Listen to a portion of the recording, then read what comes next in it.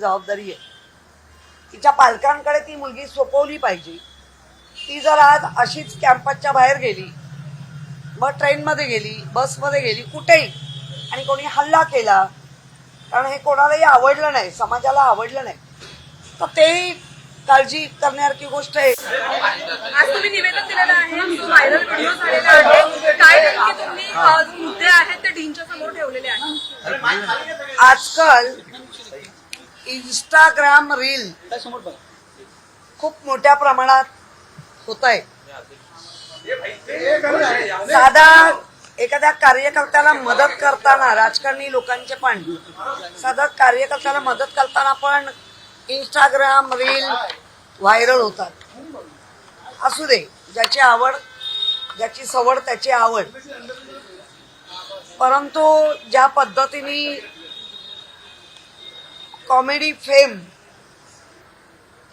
प्रणव मोरे, प्रणित मोरे याच्या शोमध्ये आमच्या थर्ड इयरच्या डॉक्टर ज्या पवार म्हणून आहेत, सेजल स्टुडंट आहेत, आणि सेजल पवार यांचं स्टेटमेंट जेव्हा व्हायरल झालं, म्हणजे ती कॉमेडी व्हायरल झाली. कॉमेडी नक्की असली पाहिजे, कारण आता जीवनामध्ये हसणं हा एक हसवण्यासाठी आता माणसं नेमायला लागलो होतं आपण, म्हणजे हसणं इतकं दुरापास झालेलं आहे. परंतु कोणावर हसतोय, नक्की विडंबन कोणावर होतंय, याचं जर भान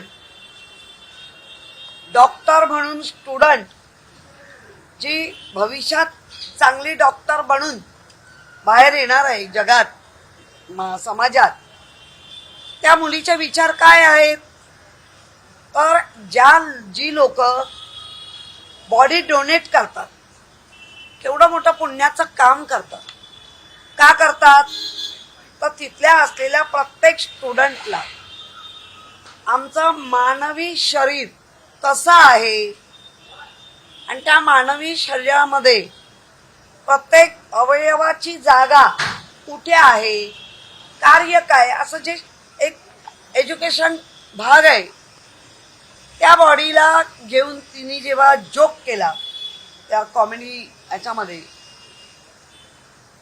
त्या प्रणित मोरेनी विचारलं तू काय करते, तर ती म्हणाली मी डॉक्टर आहे. डॉक्टरमध्ये काय, तेव्हा तिने म्हणाला की आम्ही थर्ड इयरचे आहोत.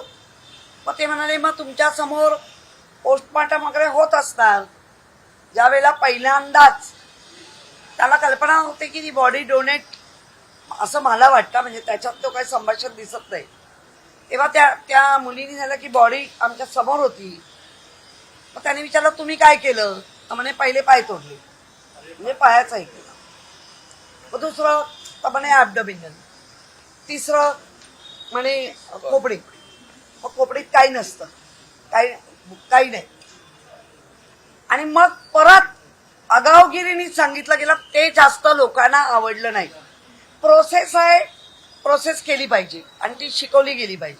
पण जेव्हा आगावगिरीने एखाद्या डेड बॉडीच्या प्रायव्हेट पार्ट बद्दल बोलणं, हे सर्वांना अतिशय संवेदनशील विषयावर जेव्हा जोक होतो त्यावेळेला ऑब्जेक्शन वाढतं. आणि ते इतकं वाढलं की लोकांनी आता त्याच्यावरती बोलायला सुरुवात केली. लोकांचं म्हणणं काय, ह्यात प्रणित मोरेच्या शोमध्ये 370ची बिर्याणी फार गाजली. या आतापर्यंत बिर्याणीचे दर काय असेल माहिती नाही आम्हाला, पण 370 कलम हे सुद्धा महिलांवरच आहे. महिलांना किडनॅप करणं, याव करणं असं त्या कलमामधलं आहे. आणि तेव्हा ज्यांनी सांगितलं की मी मुलींना खिलवतो आणि ते 370 पैसे मी वसूल करतो आणि वेगळ्या ॲटिट्यूडमध्ये बोलला, त्याला IT क्षेत्रात काम करत होता त्या संस्थेनी त्याला काढून टाकलं. इथे लोक आता सोशल मीडियावर तेच म्हणतात, इथे भेदाभेद नाही पाहिजे, मुलगा मुलगी हा भेदाभेद असताच कामा नये, कारण आपण सगळ्यांना समानतेचं वागणूक देतो. त्या समानतेवर या जर समाजाला बिघडवणाऱ्या गोष्टी बोलून होत असतील आणि त्या बॉडीचा अपमान, तर तो ऑब्जेक्शनेबल आहे. काय कारवाईची मागणी आहे? आम्ही असं मागणी केली आहे. एकदा तिने अख्ख्या केईएमला काय म्हणतात टॉक्सिक डटी चिंदी नाही, ते 1 वर्षावर टॉक्सिक्स टॉक्सिस, त्याच्या आधी केईएम चिंदी डटी. कशाला थांबता बाबा तुम्ही इथे, कशाला येता? ज्या पद्धतीने सरकारची जी नियोजन आहे आरक्षणाच्या बाबतीत काय पर्सेंटेज बाबत त्या, आणि तुम्ही आलात, हरकत नाही, आम्हाला त्याच्यावरही ऑब्जेक्शन नाही, कशावरच ऑब्जेक्शन नाही, पण बोलण्यावर ऑब्जेक्शन 100% आहे. आणि मग जेव्हा मला डीननी सांगितलं नाही ती गेली, घरी गेली, तेव्हा तर माझं कडाडून ऑब्जेक्शन आलं. मुळात या मुलीचा चेहरा व्हायरल झाला. मुलगी वाईट बोलली आहे, तिच्यावर ऍक्शन घ्याच, पण मुलीचं संरक्षण करणं पण आमचं जबाबदारी आहे. तिच्या पालकांकडे ती मुलगी सोपवली पाहिजे. ती जर आज अशीच कॅम्पसच्या बाहेर गेली, मग ट्रेनमध्ये गेली, बसमध्ये गेली, कुठेही, आणि कोणी हल्ला केला, कारण हे कोणालाही आवडलं नाही, समाजाला आवडलं नाही, तर तेही काळजी करण्यासारखी गोष्ट आहे. मग अति ताणल्यानंतर तुम्ही सगळे होता हजर, मग आमचे डीन सांगतात नाही नाही ती कॅम्पसमध्ये आहे. तेव्हा पण मी सांगितलं तिला सोडू नका, पहिले तिचे आई वडील बोलवा. अद्याप परवा गोष्ट घडली आहे आणि ह्या आमच्या संस्थेच्या डीननी अद्याप त्या आई वडिलांबरोबर संपर्कच नाही केला. काय चाललंय म्हणजे? मग आमचा एएमसी करतात काय, आमचा डीएमसी करतो काय, सगळे प्रश्न उभे राहिले आणि ह्या प्रश्नाची उत्तर हे देणार आहेत की नाही. त्यामुळे या सगळ्यावर आम्ही ऑब्जेक्शन घेतलंय. याच्यात सतत येणारे म्हणजे सचिन पडवळ असतील, आमचा तावडे आहे, भारती पेडणेकर आहे, आमची ती पंचाळ आहे, ही लोक सतत हॉस्पिटलमध्ये कारणाने येत असतात. आमचं तेवढं होत नाही, कारण आम्ही ह्याच लोकांना फोन करून पेशंटला मदत करा सांगतो. त्यामुळे पुन्हा पुन्हा केईएम बद्दल वाईट बोलणारे राजकारणी तर झालेच आहेत.